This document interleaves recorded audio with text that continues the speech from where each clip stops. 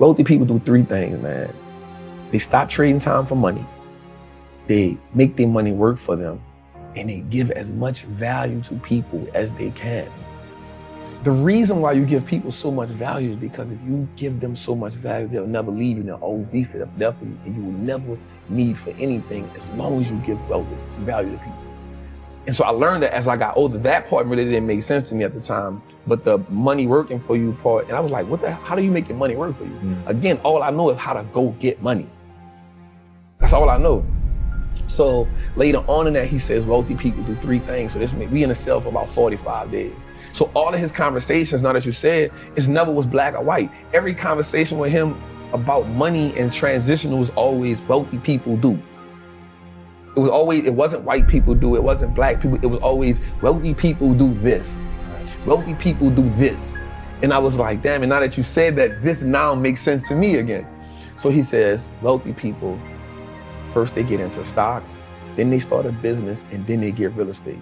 So when people ask me, how did I get into stocks? It's because I followed that route. I was like, first, if you would say real estate, business, I would have been the real estate trap. But he said stocks first, and I was like, damn. And so my rest of my time in prison, I wanted to be that.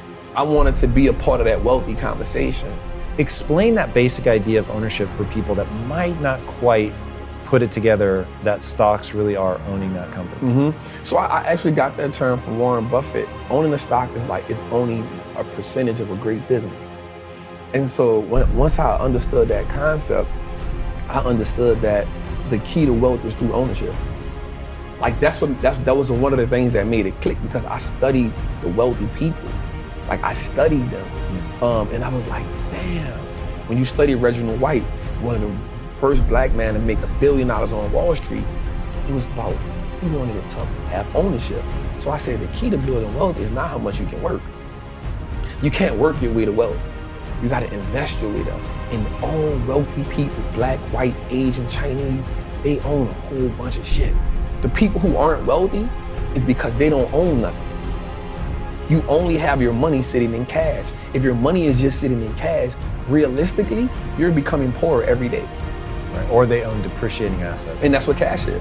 It's a depreciating asset, because the more money they print, the more money that money loses value. So if it's just sitting, it's the reason why the bank wants you to have your money there. So they can take it and use it and invest it so much and be like, hey, it's just sitting, I'm gonna give you 50 cents on whatever you had in there. And so the idea of ownership was, we can just start owning everything that no matter if it's just a stock. Like that's powerful, because if you can start owning the businesses that you now consume every day, you turn a one-time transaction to a lifetime of profit.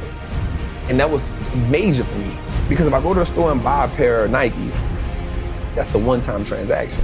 In order for me to get something from them again, I gotta come back and buy another pair of Nikes. But if I own the Nike stock, as long as I own it, it's a profitable vehicle for me. So that one-time transaction can become a lifetime of profit if I own that business.